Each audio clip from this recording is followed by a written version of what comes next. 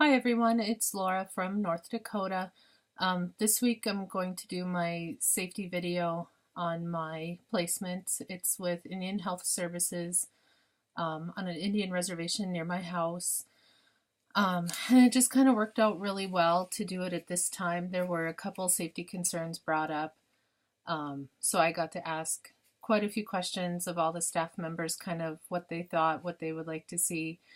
And it was really interesting. So I think I'll kind of start from where people walk in, the double doors at the front of the building. The building is actually a modular building, kind of like a double wide trailer, just on a slab foundation, and it is separate from the main hospital itself. It's probably about, oh, I'd say at least 600 feet from the main hospital. So it's detached from the main hospital, but anyway, the front doors to this building are full panes of glass. So our secretary's concern was that they're easily kicked in, even if the doors are locked. There's just a thin push bar, where people can push to go out so they're not pushing on the glass.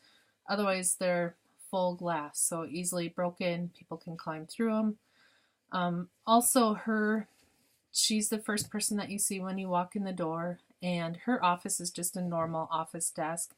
There really isn't any privacy or security at all as part of her desk, or the waiting room in general is just kind of like what would have been the living room if it were a home. So there's no privacy when people come to check in. There's no,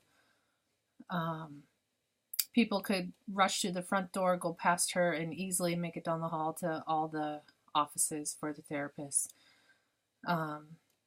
And also the doors on the individual therapist offices are the hollow core doors. They're not fire rated. They can easily be kicked through and entered even if they were locked. And I think even they're just the standard little bedroom lock that you see on your bedroom doors. So they themselves are not very safe. Wouldn't slow anybody down if they actually wanted to come into your office. Also, a few of the therapist offices have the little buttons under the desk that they can push, and it sets off a red flashing light kind of up by the secretary's desk. But if she isn't kind of turned to the side, it might not catch her eye. It doesn't set off a audible alarm. It's just a red strobing light. And not all of the offices have those panic buttons either. So that's kind of another concern. One of the main ones I really kind of noticed for, oh gosh, probably 6 out of the 7 therapists up there is that they have their desks situated so that the client is in between themselves and the door, which is one of the things I remember first from a lot of our classes, always have an escape route, but a lot of the therapists there have their desk kind of on the other side of the room. I think the only one that doesn't is our intake worker. His desk is closer to the door, so he's between the client and the door. Also, my concern with those panic buttons is that they're not wired directly into the main hospital. They're only wired up to the secretary's desk. So if she's either not at her desk or isn't turned to see the light, nobody would know. I think I'd like to see those panic buttons put down into maybe the operator or the switchboard operator down at the main hospital, because then they could quickly dispatch security.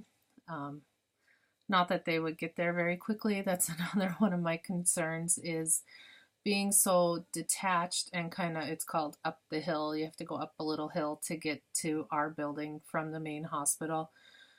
I figure it would take at least 10 minutes for them to either get in their car and drive up there or, run up the hill. So by the time they get there, 10 minutes is kind of a long time when you're in a situation.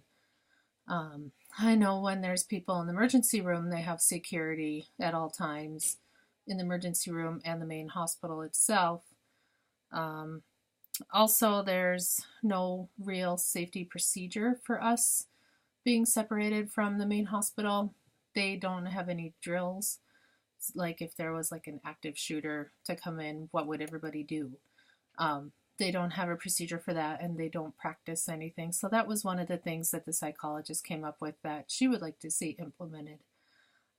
So that's kind of my safety concerns as far as what I could possibly do to remedy some of those. Some of them are more a facility-wide thing that is really kind of out of my control. You know, maybe if the psychologist really did want to advocate for a policy or procedure to be put into place, that's something I could help her with, brainstorm ideas with her. That might be under some of my control. Otherwise, I think it's kind of one of those where they haven't had a situation yet, so they're kind of waiting to be reactive then proactive. So those are kind of my concerns on my placement, and I look forward to hear from you guys. Thanks.